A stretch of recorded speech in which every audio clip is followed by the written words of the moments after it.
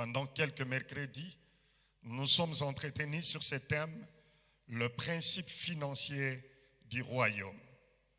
Que dit la Bible à ce qui concerne toutes sortes de donations que nous faisons à l'Église?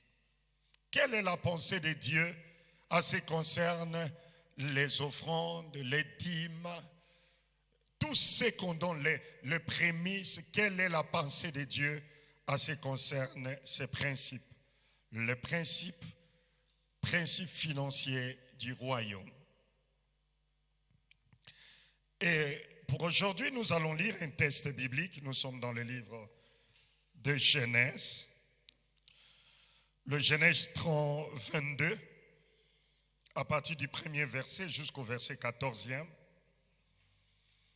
Et avant que l'on puisse lire ce passage biblique de Genèse, vous savez, à cette année ou cette saison, où Dieu a voulu que pour cette église, fut la cité d'exaucement Bukavu, que ce soit une année ou une saison de bénédiction et de résurrection, il est important pour nous de revenir sur cet enseignement que nous avions y a commencé depuis l'année passée, qui est l'une des conditions qui permettra aux enfants de Dieu que nous sommes de pouvoir vivre réellement la multiplication, et cela même dans les domaines financiers et matériels. À chaque royaume, à chaque nation, il y a des lois qui régissent cette nation.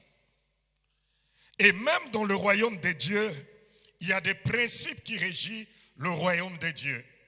C'est pourquoi nous allons découvrir quels sont les principes que Dieu a établis à ce qui concerne le royaume de Dieu et qui fera que, une fois cela appliqué, que nous puissions arriver à vivre la multiplication dans nos vies. Vivre la multiplication. Et c'est la même dans le royaume de Dieu, comme j'étais en train de le dire. Genèse chapitre 22, à partir du premier verset jusqu'au verset 14e, chapitre 22, du premier au 14e verset. Nous lisons la parole de Dieu. Après ces choses, Dieu mit Abraham à l'épreuve et lui dit, Abraham, il répondit, mais voici. Dieu dit, prends ton fils, ton unique, celui que tu aimes, Isaac.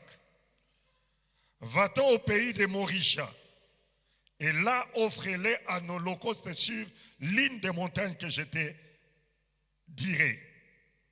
Abraham se leva de bon matin, sella son âne, et prit avec lui 2 serviteurs et son fils Isaac. Il fendit du bois pour l'holocauste et partit pour aller au lieu que Dieu lui avait dit. Le 3e jour, c'est-à-dire après 3 jours de voyage et de marche, le 3e jour, Abraham leva les yeux, vit le lieu de loin. Et Abraham dit à ses serviteurs, restez ici avec l'âne. Moi et le jeune homme, nous irons jusque-là pour adorer et nous reviendrons auprès de vous. Abraham, avant de pouvoir monter là où Dieu l'entendait pour pouvoir offrir, il demande à ses 2 serviteurs de rester avec l'âne et ensemble avec le fils, son fils, il a dit, je monte pour aller adorer. Et il dit, et nous reviendrons auprès de vous. Le verset 6e, Abraham prit le bois pour l'holocauste, le chargea sur son fils Isaac, et portant dans sa main le feu et le couteau, et ils marchèrent tous 2 ensemble. Alors Isaac parla à Abraham, son père, et dit, mon père. Et il répondit, mais voici mon fils. Isaac reprit, voici le feu et le bois. Mais où est l'agneau pour l'holocauste? Le jeune savait déjà qu'on ne peut pas aller adorer Dieu sans qu'il y ait un sacrifice. Abraham répondit, mon fils, Dieu se pourvoira lui-même de l'agneau pour l'holocauste. Et ils marchèrent tous deux ensemble. Lorsqu'ils firent arriver au lieu que Dieu lui avait dit, Abraham il leva un autel et rangea les bois. Et il lia son fils Isaac et le mit sur l'autel par-dessus le bois. Puis Abraham étendit la main et prit les couteaux pour égorger son fils. Alors l'ange de l'Éternel l'appela des cieux et dit, Abraham, Abraham, il répondit, mais voici. L'ange dit, n'avance pas ta main sur l'enfant et ne lui fais rien, car je sais maintenant que tu crains Dieu et que tu ne m'as même pas refusé ton fils, ton unique. Abraham leva les yeux et vit derrière lui un bélier retenu dans un buisson par les cornes. Et Abraham alla prendre le bélier et l'offrit en holocauste à la place de son fils, c'est-à-dire à la place de son fils Isaac. Le dernier verset, Abraham donna à ce lieu le nom de Jéhovah-Jireh. Le nom de Jéhovah-Jireh qui veut dire le Dieu qui voit, il est le Dieu qui pourvoit. Il donna le nom de Jéhovah-Jireh. Le verset 14e. C'est pourquoi l'on dit aujourd'hui à la montagne de l'Éternel, il sera pourvu. Alléluia. L'enseignement de ce soir, il y a 3 points. Le premier point, disons 4 ou 5 points. Le premier point, nous allons parler de l'introduction. Le deuxième point, on parlera sur les fondements d'une bonne offrande. Quels sont les fondements bibliques d'une bonne offrande et d'une offrande qui est agréée par Dieu? Troisième point, nous allons parler sur quelques avantages qui est attaché à la vie des familles ou des personnes qui pratiquent les principes financiers du royaume. C'est-à-dire ceux qui mettent la parole de Dieu en pratique en ce qui concerne le principe financier.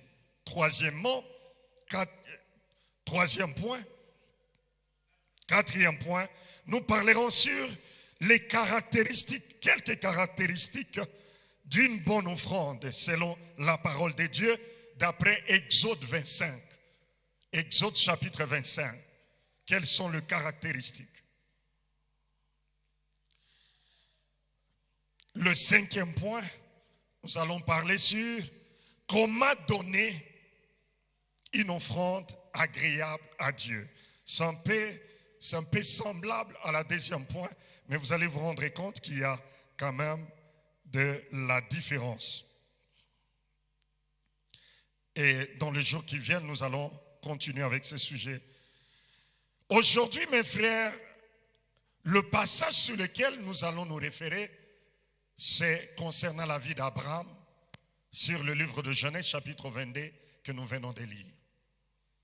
Cet homme Abraham qui un jour a écouté la voix de Dieu et il s'est décidé d'effectuer un long voyage pour pouvoir aller adorer, pour pouvoir aller donner à Dieu, pour pouvoir aller sacrifier.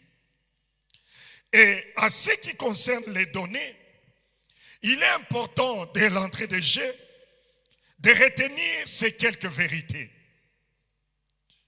Tout ce que nous avons nous vient de Dieu. Nous devons nous mettre d'accord sur cela avant de pouvoir entrer en profondeur. La Bible dit ceci: qu'est-ce que tu as que tu n'as pas reçu de Dieu? Donc avant même que l'on puisse parler des données, nous sommes censés savoir une chose: la respiration que nous avons, le fait d'avoir la force de quitter nos maisons et d'arriver jusqu'ici.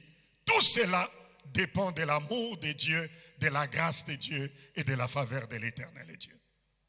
Tout ce que nous avons nous vient de Dieu.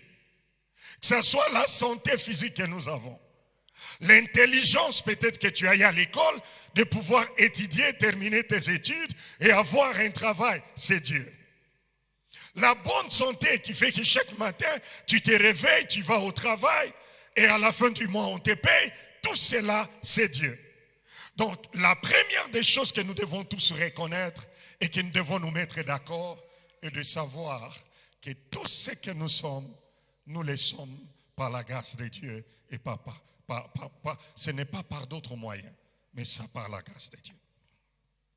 Et en reconnaissant que tout ce que nous sommes, nous le sommes par Dieu, cela nous poussera aussi à vivre ou à respecter le principe que Dieu a établi dans sa parole. Avant de pouvoir toucher le deuxième point, toujours en ce qui concerne l'introduction, j'aimerais nous donner quelques vérités. La deuxième vérité qu'il faut retenir en ce qui concerne les principes financiers du royaume est qu'il n'y a pas d'offrande sans sacrifice. Il n'existe pas d'offrande sans sacrifice. Quand vous lisez dans la parole de Dieu, d'après les études, d'après l'histoire biblique, le voyage qu'Abraham a effectué, il l'a fait pendant 3 jours. Parce que quand on était en train de lire, la Bible dit, arrivé au 3e jour, Abraham leva les yeux et il a vu quelque part. Et l'histoire de la Bible dit ceci. L'âne, cet animal qu'on utilisait à l'époque pour pouvoir voyager, c'était le moyen de déplacement comme de nos jours. Tu peux utiliser une voiture, tu peux utiliser une moto. L'âne fait 4 km par heure. 4 km par heure. Et si nous prenons, mes frères, juste un petit calcul, 4 km fois 24 heures, tu auras combien? Tu auras 96. Et quand tu prends 96, multiplié par 3 jours, c'est-à-dire qu'il a eu à faire au moins, plus ou moins, 288 km à cette époque-là.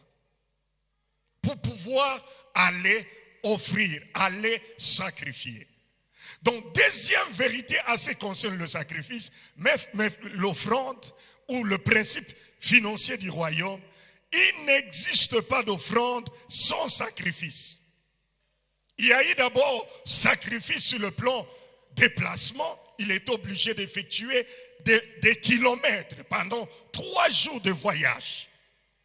Et deuxièmement, c'était le fait d'offrir l'unique fils qu'il avait, Isaac. Troisième vérité.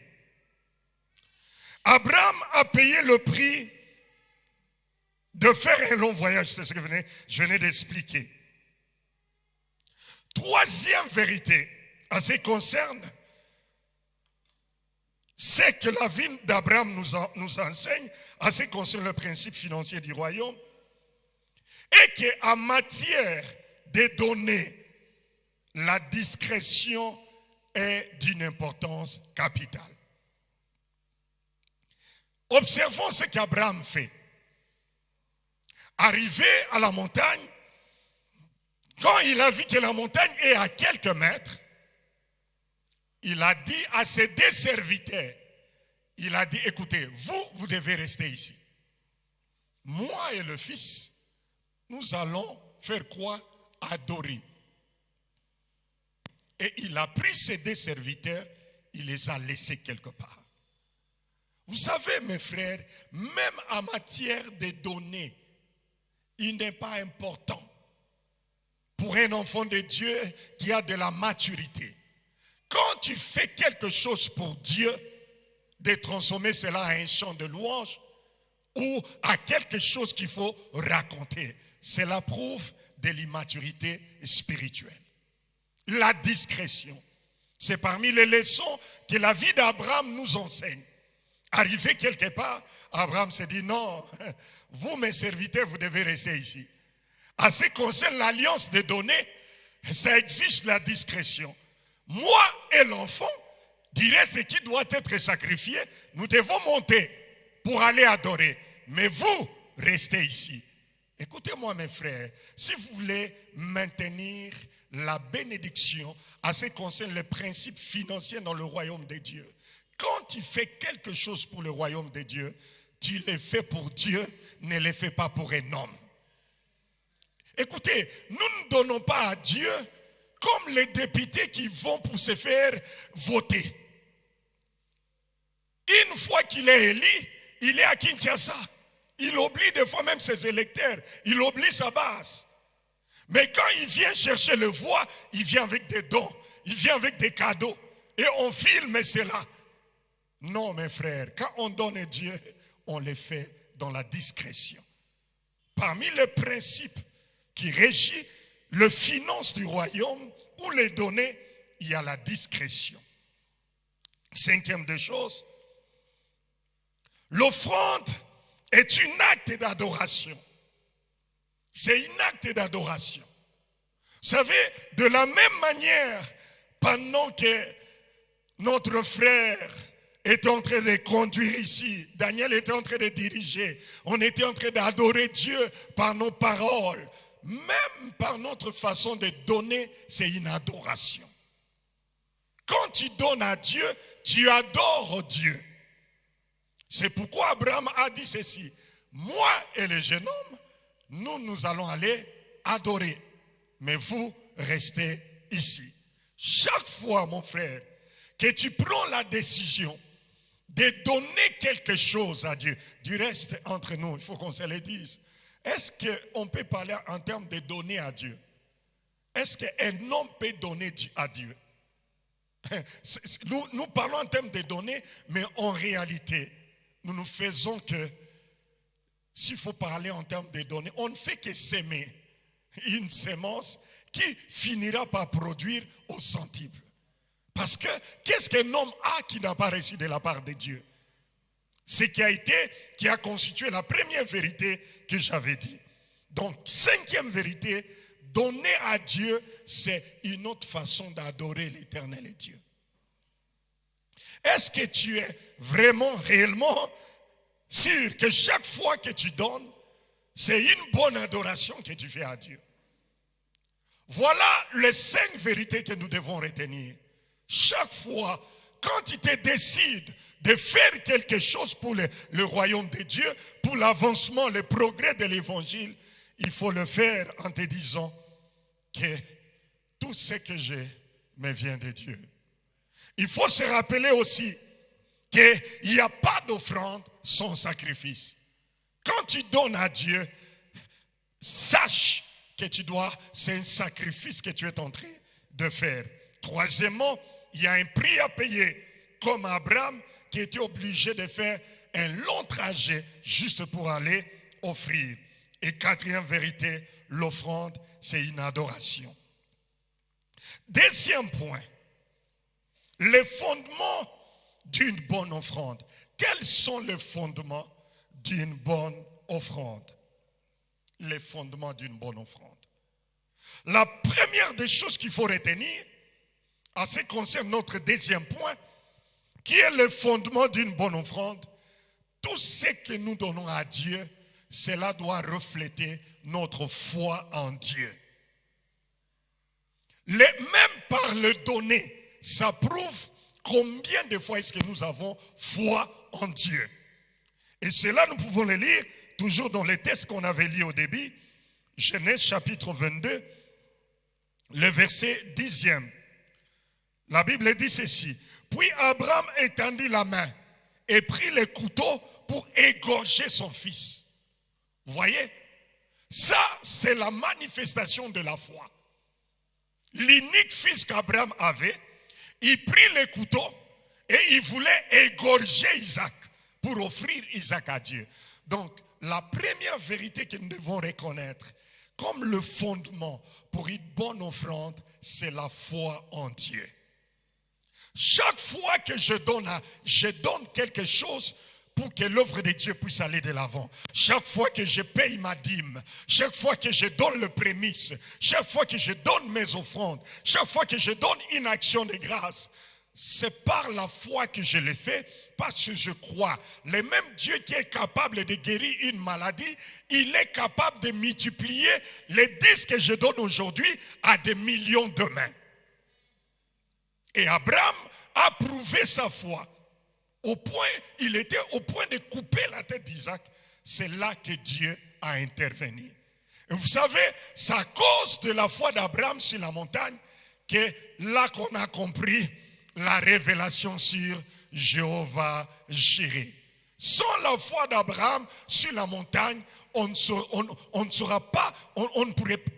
pourra pas plutôt avoir la révélation sur les dieux qui voient et qui pourvoient. C'est là qu'est née la révélation de Jéhovah Jireh, les dieux qui voient et qui pourvoient. Vous savez, aujourd'hui nous sommes le 12 avril. Mais qui sait les choses qui arriveront le 12 avril 2024? Mais le Dieu de la montagne, le Dieu qui a accompagné Abraham, il est celui qui voit ce qui arrive et il pourvoit d'avance. Alléluia. Et tout cela, c'est quoi? C'est le fruit de la foi. Écoutez-moi, fille, la cité d'exaucement. Tu veux vivre la bénédiction à ce qui concerne le principe du royaume. S'il te plaît, chaque fois que tu viens à l'église et que tu veux donner quelque chose en matière d'offrande, de donation ou de quoi que ce soit, nous devons tous le faire par la foi en Dieu.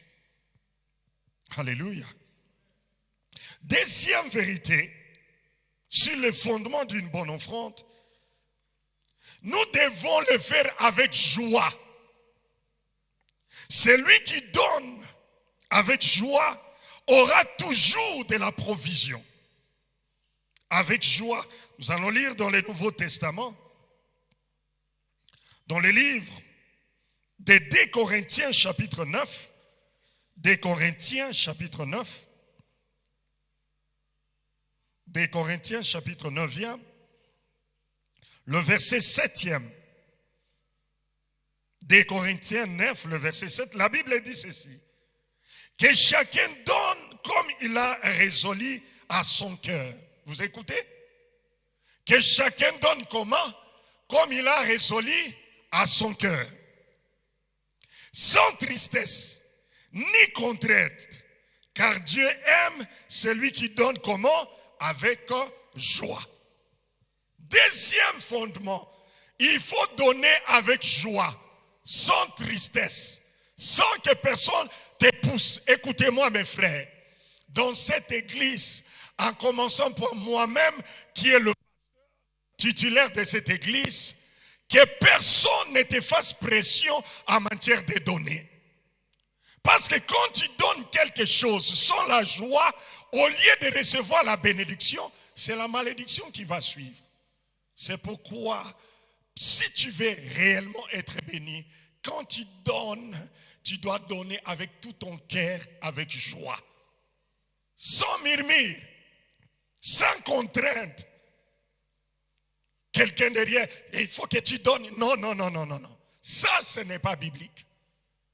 Quand quelqu'un donne, poussé par l'Esprit de Dieu, il vient, il donne quelque chose, là en retour, la personne est bénie.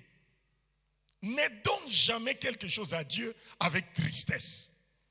Ça ne sera pas une bénédiction pour toi.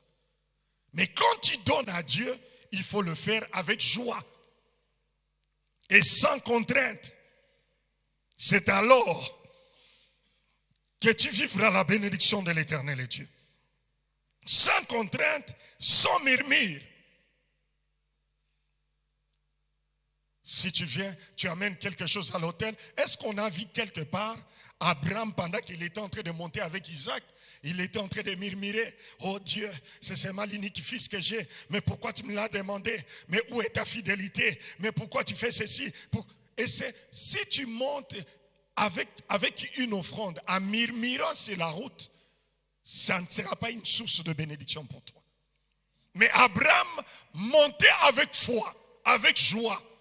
C'est pourquoi il n'a pas hésité de se séparer de ses serviteurs, d'aller dans la discrétion et arriver jusqu'au point de sortir les couteaux et de chercher à égorger Isaac.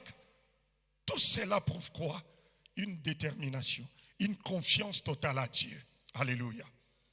Donc, deuxième vérité, il faut donner avec joie. Avec joie.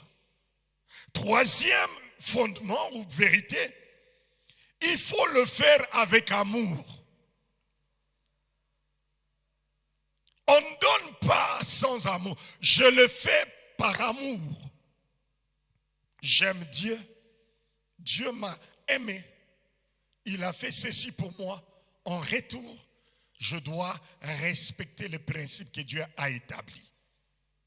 Par exemple, le principe attaché à la dîme.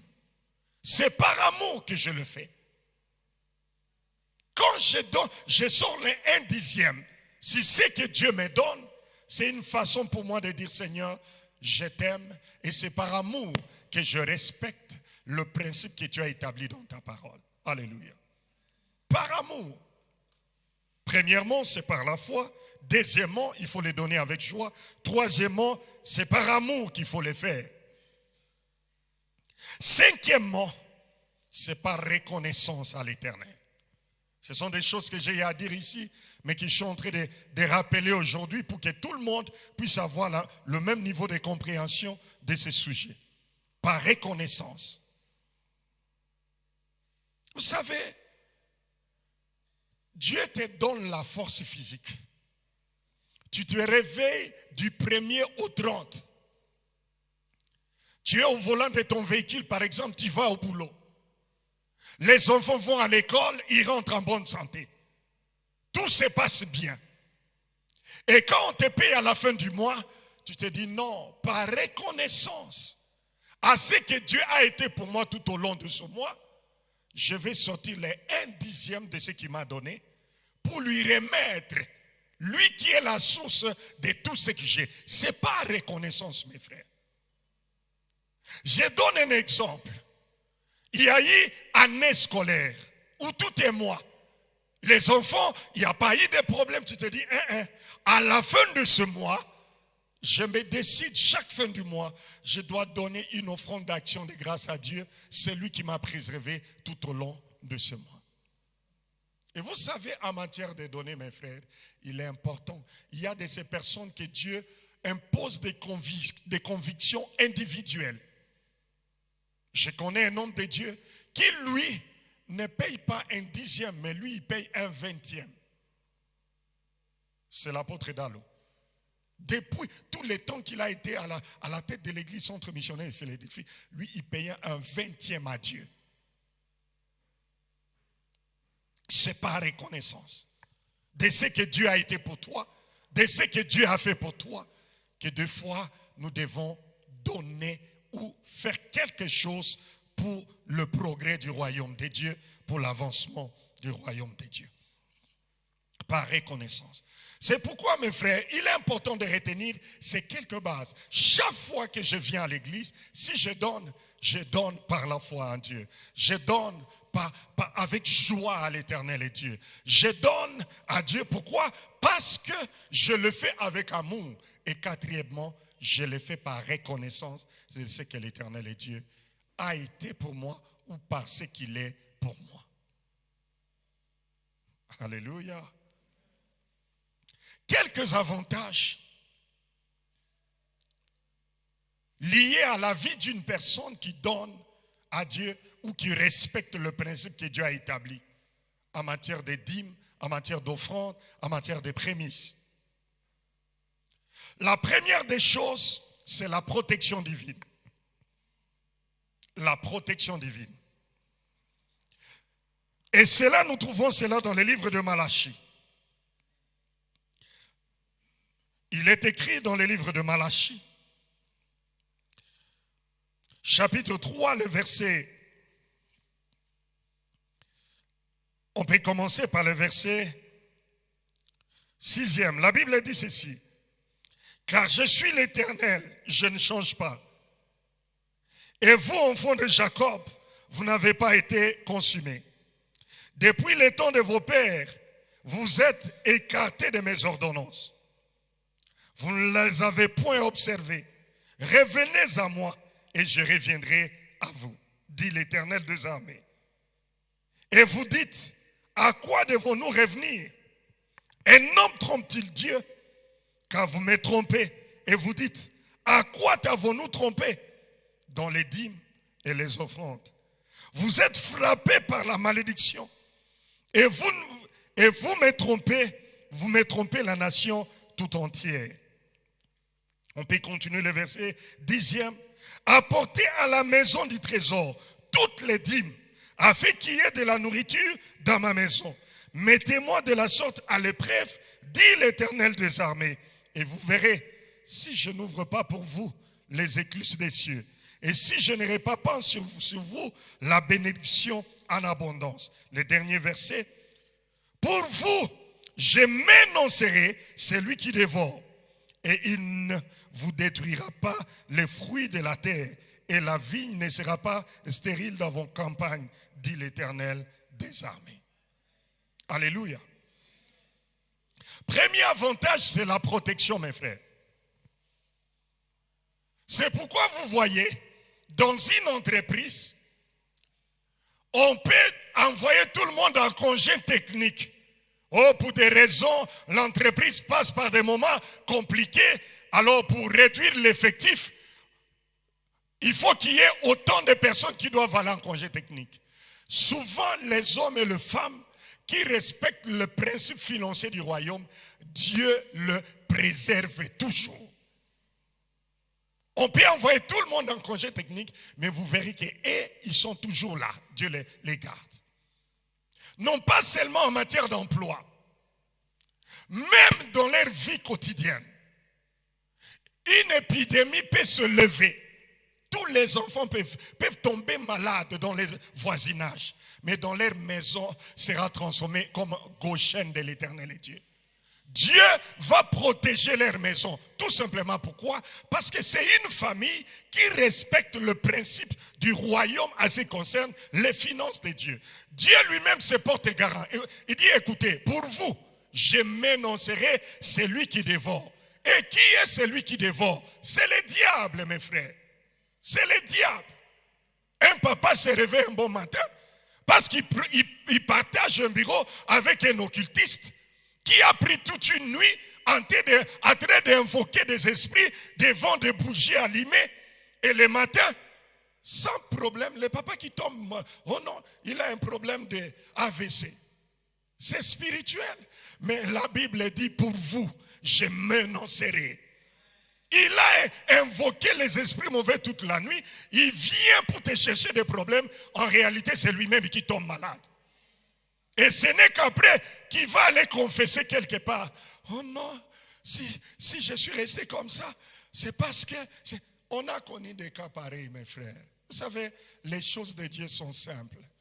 La seule chose que Dieu nous demande, c'est de appliquer, vivre les Écritures, appliquer la parole de Dieu, et le reste, nous verrons les résultats, les retombées qui viendront.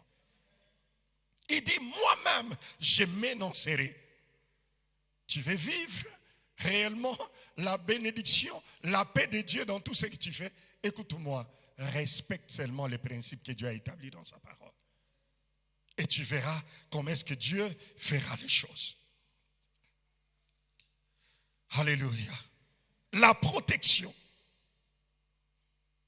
Non pas seulement la protection physique, la protection spirituelle, la protection de vos biens, la protection de tout ce que vous êtes.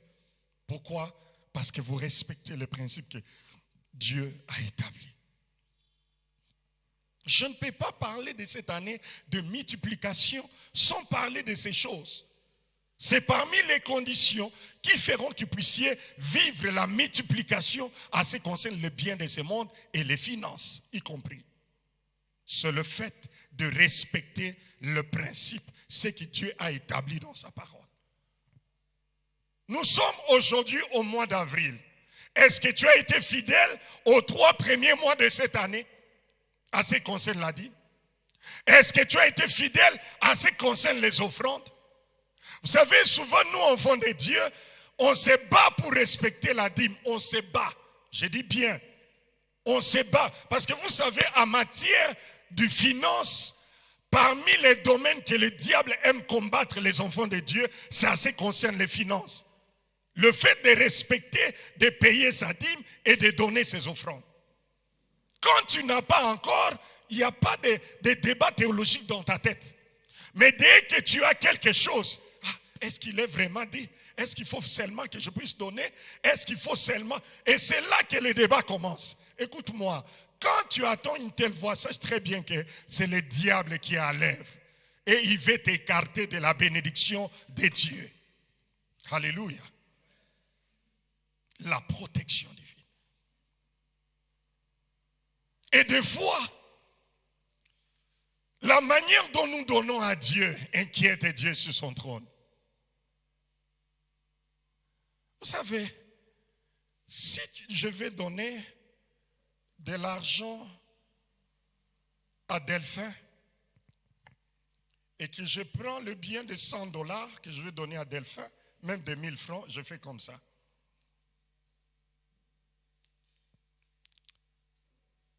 Je donne à Delphin, que Dieu bénisse tes finances et qu'il ouvre les portes dans ta vie. Est-ce que ça, c'est respecter Delphin? C'est respecter Delphin. Même si je suis en train de donner quelque chose à Delphin, la manière, l'attitude, le comportement, comment est-ce que je suis en train de donner cela à Delphin, prouve comment est-ce que je respecte Delphin. Je suis en train d'honorer Delphin ou je suis en train de les mépriser. Non, il ne faut pas donner du travail à nos amis des comptages d'aller commencer. Et d'ailleurs, ça c'est, la Bible dit, le contrefacteur il fait quoi? On peut arrêter plusieurs chrétiens à l'église.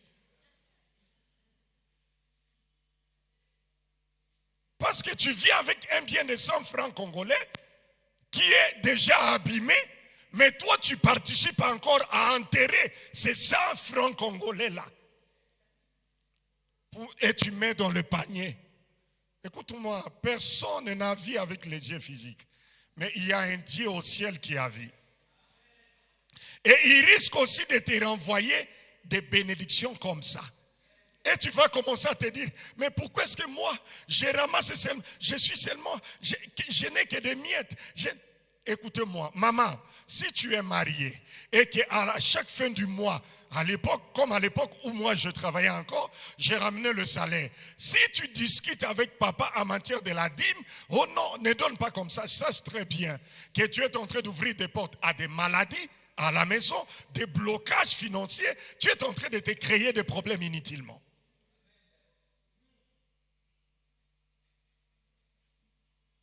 La protection divine. Deuxième avantage, hormis la protection, le fait de donner aujourd'hui, c'est une préparation à une bénédiction future ou prochaine. Vous savez, la vie est faite de semences. Les offrandes que nous donnons, ce sont des semences. Tu vois quelqu'un qui donne, qui paie sa dîme de $100, mais il donne une offrande de 500 francs congolais. Waouh! Parce que là, il s'est dit, bon, en matière d'offrande, Dieu n'a pas donné les pourcentages. Et là, je donne 500 francs congolais. Est-ce que Dieu est honoré par cette façon de faire? Non, je ne pense pas. Alléluia. Quand tu donnes aujourd'hui, c'est une façon pour toi de préparer ce que tu vas récolter demain. Tu as effectué un voyage. Tu es monté sur les avions. Tu es arrivé en destination. Tu as acheté la marchandise. Tu remontes. Tu arrives. Avant même d'ouvrir, de commencer à appeler des clients potentiels, commence d'abord prier, dire merci à Dieu. Et le premier article que tu vends, mais c'est là dans une enveloppe. Éternel est Dieu. C'est toi qui es parti avec moi. C'est toi qui es rentré avec moi. Ça, c'est la prémisse de Dieu. Et c'est une façon pour toi de préparer et de rassurer le prochain voyage. Tu peux connaître des difficultés et ne pas réaliser des bénéfices peut-être en 100% pour ce voyage ici. Mais pour le prochain voyage, par rapport à ce que tu as fait, Dieu va t'aider à réaliser des bénéfices. C'est lui qui donne aujourd'hui, est en train de préparer la terre pour une bénédiction prochaine. Troisième avantage lié à la vie de gens ou des personnes qui donnent à Dieu. Écoutez-moi mes frères, le fait de donner à Dieu, il y a plusieurs avantages que je ne saurais pas tout énumérer aujourd'hui. Quatrième, vous savez que le fait de donner à Dieu annule le jugement de Dieu sur ta vie. Est-ce qu'on peut lire dans le livre de Genèse? Genèse chapitre 8e, le verset 21. Genèse 8, verset 21. La Bible dit ceci. On peut commencer par le verset 21. Et Noé sortit avec ses fils, sa femme et les femmes de ses fils. Tous les animaux, le reptile, tous les oiseaux et tout ce qui se met sur la terre selon leur espèce est sorti de l'arche. Noé bâtit un autel à l'Éternel. Il prit de toutes les bêtes pires et de tous les oiseaux pires et il offrit des holocaustes sur l'autel. L'Éternel sentit une odeur agréable et l'Éternel dit à son cœur, je ne maudirai plus la terre à cause de l'homme. Vous savez pourquoi est-ce qu'il a pris cette décision? À cause de l'odeur du sacrifice. Dieu a senti l'odeur. Il a dit, je ne pourrai plus jamais maudire. Écoutez-moi mes frères, dans la vie, il y a de ces secrets qui libèrent l'espace, notre ciel de finances et de bénédictions, tout simplement parce qu'on comprend certains secrets. Il arrive des fois dans la vie, tu traverses des moments difficiles. Je peux donner un exemple, ce n'est pas biblique, mais c'est parmi les choses que Dieu a eu à révéler à plusieurs et qui ont mis cela en application et ils ont vécu la bénédiction de l'Éternel. Tu passes des moments compliqués et il te reste peut-être $100. Au lieu de manger cela, tu pars au marché, tu achètes des sacs du riz, tu achètes ceci, tu achètes tout. Tu vas dans un orphelinat, tu donnes aux orphelins. Tu rentres chez toi et observe ce qui va arriver après. Ou encore, tu vas dans homme de vieillard et tu donnes. Écoutez-moi mes frères, là, tu es en train de désactiver l'armée céleste qui doit intervenir pour décanter tout ce que tu as comme combat et problème en matière de biens matériels et même des finances. Mais qu'est-ce qui arrive souvent aux hommes? Oh non, il me reste... Écoutez-moi, est-ce que vous vous souvenez de cette veuve qui était restée qu'avec un peu de farine? Et un peu, qu'est-ce qu'il a fait? Il a dit, si on mange cela, juste après avoir mangé, moi et mon enfant, nous allons rester à entendre la mort. Mais l'homme de Dieu a dit, écoutez, préparez d'abord pour moi. Je bénis Dieu pour la sensibilité spirituelle de cette femme. Si c'était à notre époque, on allait prendre les noms de ces pasteurs-là.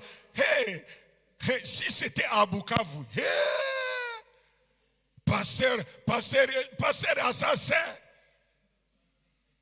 Et à cette période de Facebook et de WhatsApp, on va écrire en grand caractère un pasteur assassin qui a pris le peu de nourriture qui restait à la veuve et à son fils. Mais écoutez-moi, après avoir obéi aux recommandations spirituelles, ce qui a été donné, il a vu l'abondance de Dieu visiter sa vie. Chaque fois que nous marcherons dans l'obéissance à ce qui concerne les principes financiers du royaume, le ciel de Dieu restera toujours ouvert à notre faveur et nous recevrons la bénédiction de Dieu en abondance. Alléluia. Cela annule le jugement. Alléluia. Et quelques caractéristiques.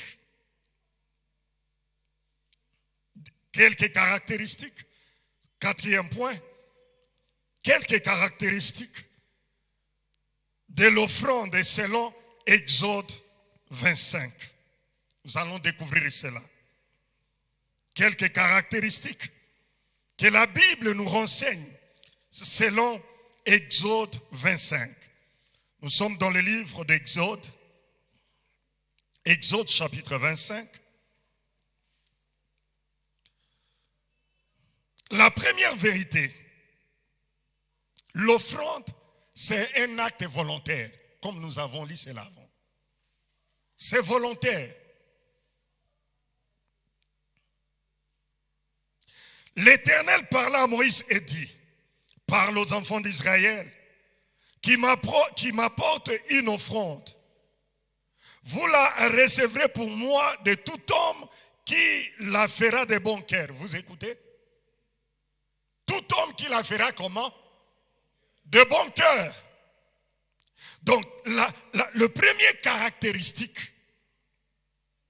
c'est de le donner, de le faire avec un bon cœur. On va continuer à faire la lecture. Voici ce que vous recevrez d'eux, en offrande d'or, de l'argent et de l'airain. Vous écoutez? En offrande de quoi? L'or, argent et airain.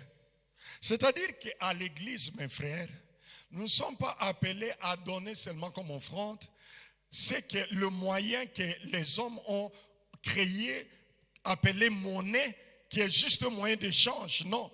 À l'époque de la Bible, les gens amenaient même des biens en nature pour offrir à Dieu.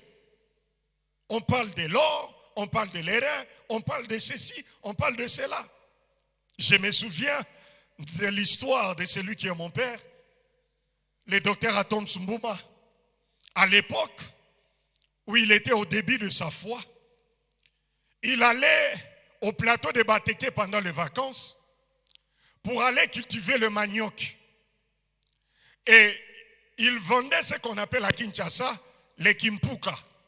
C'est-à-dire les maniocs qu'on a mis dans l'eau et avec laquelle on prépare la chikwang. Il allait acheter les kimpuka là-bas. Il revenait pour venir vendre cela à Kinshasa. Vous ne savez pas le passé des gens. Vous voyez seulement aujourd'hui, mais vous ne savez pas où est-ce qu'il a commencé avec Dieu. C'est pourquoi quand Dieu élève quelqu'un, il ne faut pas les jalouser. Cherche à connaître cet homme-là a dû passer par quel chemin pour qu'il puisse arriver là où il est arrivé aujourd'hui. Il allait acheter les kimpuka. Il revenait revendre à Kinshasa. Une fois pendant qu'il était là-bas au plateau de Bateke, il n'avait même pas d'argent pour offrir offrande à l'église un dimanche. Et il a dit couper le rameau. Parce que l'église, on mettait des rameaux pour que les gens puissent abriter sous le soleil et un pasteur prêchait la bonne nouvelle. Et lui avait coupé le rameau, le grand, et il a amené ça à l'église, c'est son offrande. Et il a mis ça. C'est pourquoi aujourd'hui, si vous entendez, oh non, le lundi, il dort à Kinshasa, le mardi, il est aux États-Unis, le mercredi, il est là-bas. Papa, il faut pas, c'est quelqu'un qui a commencé très loin avec Dieu et qui a compris comment est-ce qu'il faut mettre le principe que Dieu a établi dans sa parole. Et c'est tout à fait normal qu'il vive ce qu'il est en train de vivre et même ses enfants après lui, qu'ils puissent continuer à vivre la bénédiction parce que c'est lui qui respecte le principe que Dieu établit dans sa vie aujourd'hui est en train même de garantir l'avenir matériel et financier de ses enfants. Le rameau qu'il a amené. Je me souviens à Kinshasa, à l'église mère, même à l'époque où nous étions tous sous le leadership des papas Dalo. Quand il y avait l'appel des fonds pour l'achat de la parcelle de Funa, là où se trouve la cité d'exaucement aujourd'hui, Je me rappelle, mon épouse, les quelques bijoux qu'elle avait, parce qu'on n'avait pas d'argent à cette époque. Et là, elle avait dit, Jean-Pierre, on doit donner. Et elle est allée voir celle qui était chargée de prendre tout cela à cette époque-là. Elle a donné.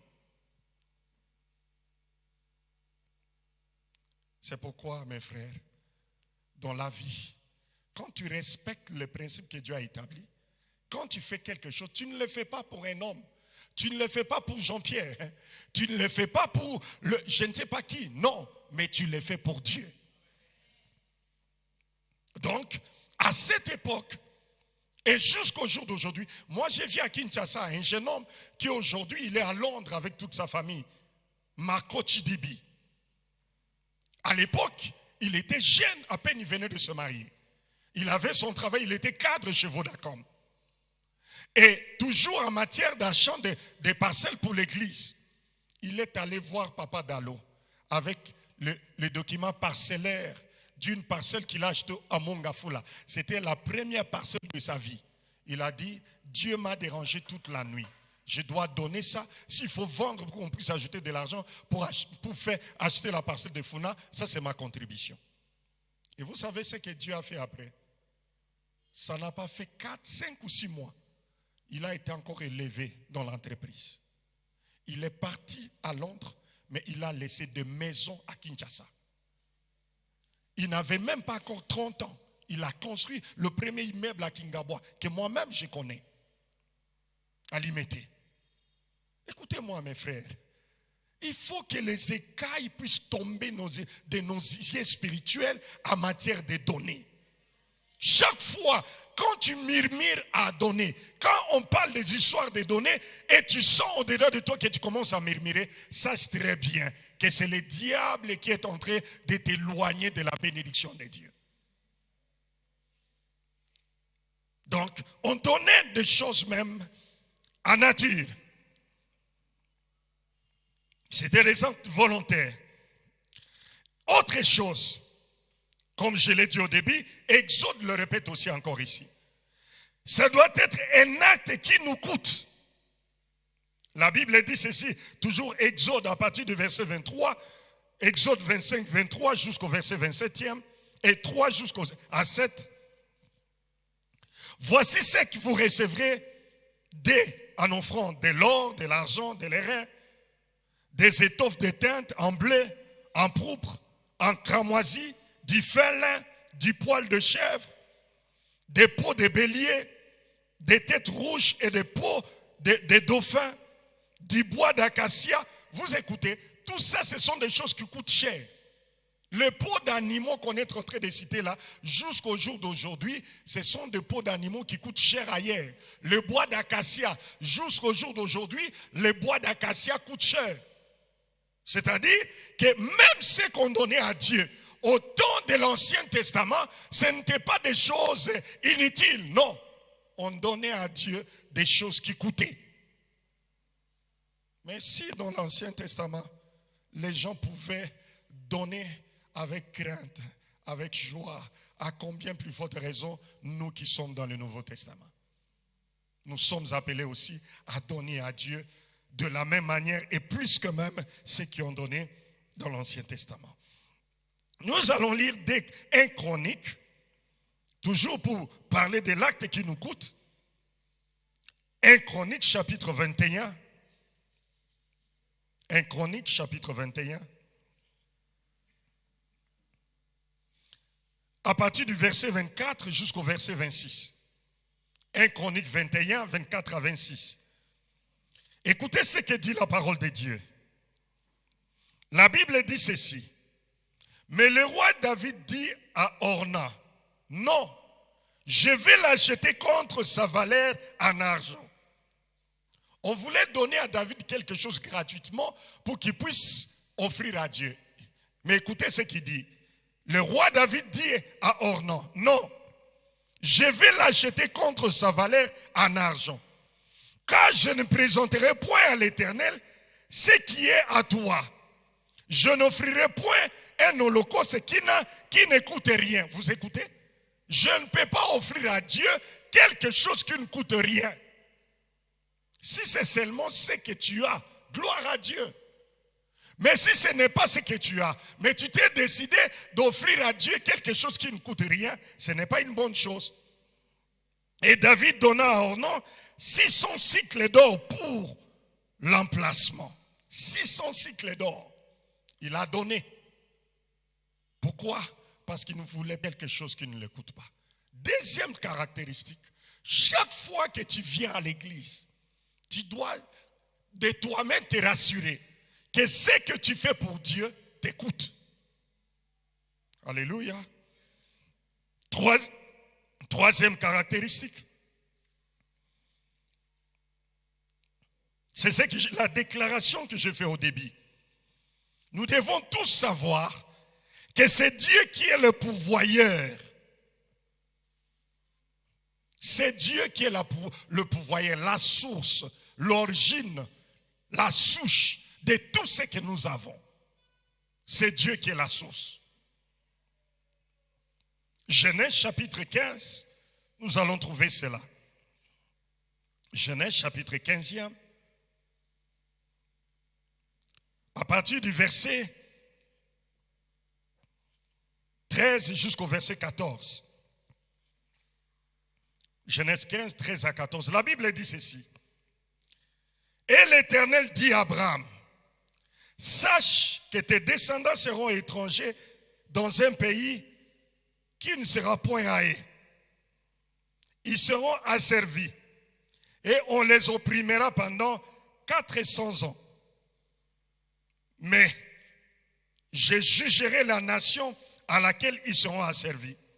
Et ils sortiront ensuite avec des grandes richesses. Ça, c'est Dieu qui dit à Abraham. Il dit, ils seront asservis. Mais écoutez, moi Dieu, je ferai qu'ils puissent sortir comment? Avec des grandes richesses. Pourquoi? Parce que c'est lui qui est le maître des temps et des circonstances. C'est lui qui est la source de tout. À cette époque, Abraham ne savait rien. Il ne savait pas qu'après lui, ses enfants ou ses descendants auront des problèmes. Mais Dieu dit à Abraham, il dit, écoutez, moi Dieu, je les ferai sortir. Mais ils ne sortiront pas de n'importe comment. Ils sortiront avec quoi? Avec des richesses. Quatrième vérité ou caractéristique. L'offrande, c'est aussi une occasion où Dieu s'abaisse jusqu'à nous. Dieu s'abaisse jusqu'à nous, nous les hommes, à cause de l'offrande. Nous allons répartir toujours dans notre passage d'Exode 25. Exode chapitre 25. Le verset 8e qu'on avait lu, on peut reprendre cela. La Bible dit ceci. Ils me feront un sanctuaire et j'habiterai au milieu d'eux. Alléluia. À cause de tout ce qu'ils ont amené, ils me feront un sanctuaire et moi, l'Éternel et Dieu, je viendrai habiter au milieu d'eux.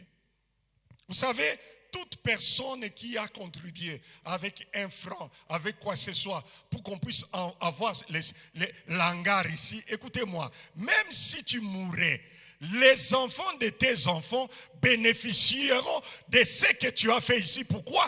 Parce que tu as obéi au principe de Dieu et Dieu vient siéger ici. Quand il guérit les malades ici, quand il est entré il y a des mariages qui sont bénis, les vies qui sont restaurées. Écoute-moi, même dans ton compte spirituel, il y a quelque chose que Dieu ajoute. Dieu vient siéger au milieu de son peuple à cause de tout ce que nous donnons. Vous savez, l'évangile est gratuit, mais l'évangélisation n'est pas gratuite. Le micro ici, on l'achète.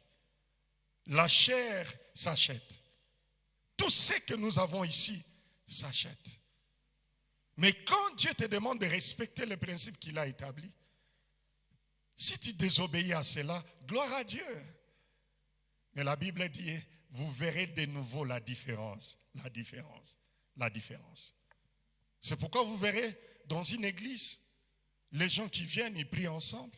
Vous verrez telle famille en train de prospérer. Vous verrez telle personne en train d'aller de l'avant. Vous vous dites, mais non, pourquoi est-ce que seulement dans cette église, les gens ne sont pas bénis? Non, non, non, ce n'est pas un problème d'église. Le problème est que, est-ce que tu respectes le principe que Dieu a établi dans sa parole? Alléluia. La dernière des choses pour clôturer aujourd'hui, le 5e point, je n'ai pas pu aborder cela aujourd'hui. On va voir le mercredi prochain parce que nous allons parler qui peut donner, qui peut donner. Et nous allons voir que dans la Bible, même le pauvre, celui qui pouvait donner les tourterelles, il pouvait donner les tourterelles. Celui qui pouvait donner, je ne sais pas, quelque chose de grand, pouvait donner, mais tout selon le moyen que chacun avait à son époque. Donc, en matière de donner, de la même manière que nous respirons tous le souffle de vie de Dieu, nous avons tous quelque chose à donner à Dieu. Alléluia. 5e des choses, pour clôturer aujourd'hui. L'offrande doit être gérée selon la parole de Dieu. Il n'est pas seulement question de donner des gens qui viennent donner à l'église. Parce que le vrai problème aujourd'hui dans les églises, c'est des fois il y a plusieurs personnes qui sont déçues à cause de la gestion de ce qui est donné à l'église par les leaders que Dieu a établis dans les églises. Ce qui est donné à l'église, ce n'est pas l'argent du pasteur. Ou après les cultes, il prend tout cela, les coffres, il met dans un panier, il met dans les coffres de sa voiture, il l'amène chez lui à la maison. Non, mes frères, non, ça ce n'est pas la pensée biblique. Il y a même de ces églises où l'offrande se compte à la maison du pasteur. On n'ouvre même pas les paniers à l'église. Il n'y a même pas de service de comptage. Ça, ce n'est pas une église. La part, les enfants de Dieu donnent, mais les gestionnaires de l'église, ils sont appelés à gérer tout ce qui entre avec crainte de Dieu, avec responsabilité, parce qu'un jour, nous allons rendre compte de cela. Alléluia. Nous allons lire Exode chapitre 25.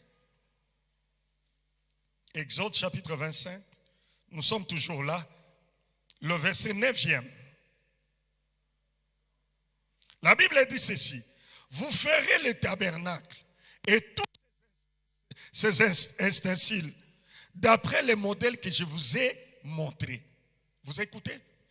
Le fait de faire le tabernacle selon le modèle que Dieu a montré, même en ce qui concerne la gestion quotidienne des entrées de l'église, ça doit être selon le modèle de Dieu. Est-ce que la priorité, c'est les besoins de l'église ou la priorité, c'est les besoins du pasteur?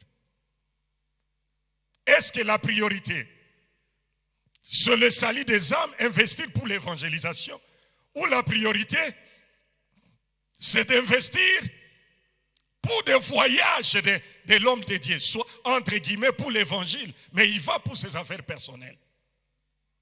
Écoutez-moi mes frères, nous serons jugés, non pas seulement les fidèles, mais ceux qui se tiennent devant ici, ils seront plus jugés de la manière dont ils gèrent ce que Dieu leur donne à gérer. C'est lui par qui on a connu le Seigneur, paix à son âme, le fait Jacques-André Vernon. C'est par là que je vais m'arrêter aujourd'hui, avant que l'on puisse prier pendant quelques minutes. Ne cessez de dire que l'argent de Dieu, c'est de l'argent indécent et qu'il faut gérer avec crainte, avec tremblement. Si tu es à l'église, tu es responsable quelque part, tu as des responsabilités à gauche et à droite. Écoutez-moi mes frères, dans cette église nous avons un principe. Nous disons que la culture est faite de ce que l'on enseigne et de ce que l'on tolère. On ne fait pas n'importe quoi ici. Alléluia. Je disais alléluia. Il y a des principes de gestion pour chaque église. À la fin de l'année, la première année de l'église, pour ceux qui étaient là, vous vous souviendrez, je vous ai fait les rapports de l'église, de l'entrée, les rapports financiers. Combien est-ce qu'on a fait entrer? Qu'est-ce qui a fait quoi? Qu'est-ce qui est resté? Et à la fin de la deuxième année, on fera le même exercice. C'est l'argent de Dieu. ce n'est pas l'argent d'un individu. C'est lui qui respecte le principe financier du royaume, verra sa vie être bénie et il connaîtra la visitation divine. Est-ce que nous pouvons nous lever?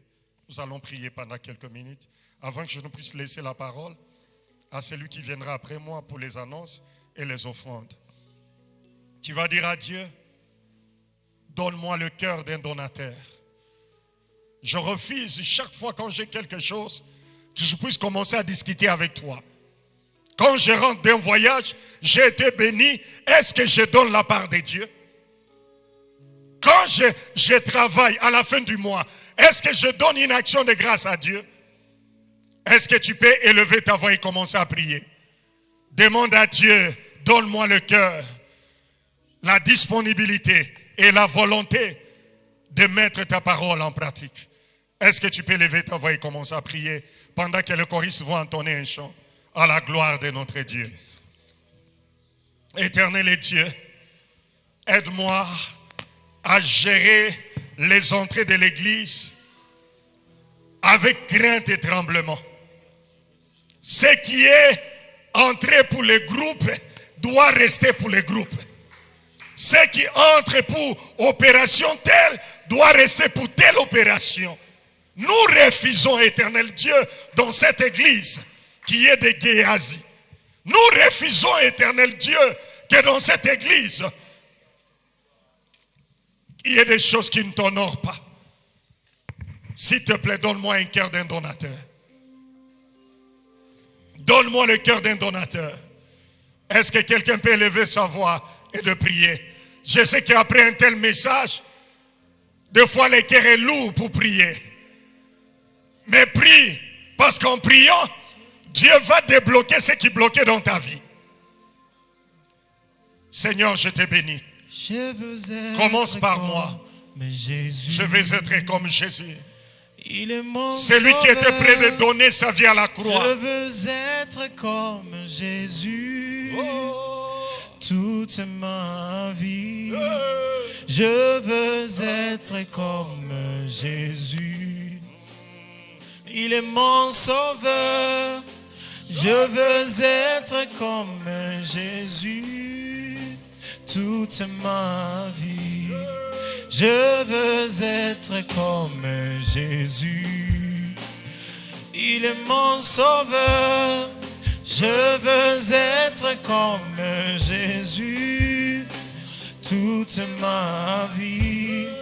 Quand il marche là-bas en Galilée, il s'humilia. Oh oui, il s'humilia. Il est allé jusqu'à laver les pieds de ses disciples. À combien plus forte raison, moi un homme né dans les péchés, je voudrais être comme Jésus. Il est mon sauveur. Je veux être comme Jésus toute ma vie. Je veux être comme Jésus. Il est mon sauveur. Il ne va hésiter de donner sa vie. Je veux être comme Dis-lui, je veux être comme Jésus. Oh, toute, je veux être comme Jésus. Il est mon sauveur. Je veux être comme Jésus toute ma vie. Je veux être comme Jésus. Il est mon modèle, il est mon modèle. Je veux être comme Jésus toute ma vie. Je veux être comme Jésus. Je vais apprendre à donner comme Jésus. Je veux être comme Jésus. Je veux être comme Jésus. Il a respecté les principes du royaume. Je veux être comme Jésus toute ma vie. Est-ce que tu peux lever ta voix Et dire à Dieu, je t'abandonne mon cœur. Oui, Père. Je t'abandonne mon cœur. Je t'abandonne ma vie. Je t'abandonne mon cœur. Tout ce que je me vient de toi. Qu'est-ce que j'ai que je n'ai pas eu de ta part éternelle? Je m'abandonne entre tes mains. Aide-moi à donner avec joie. À donner, éternel Dieu, avec amour. À donner, Dieu.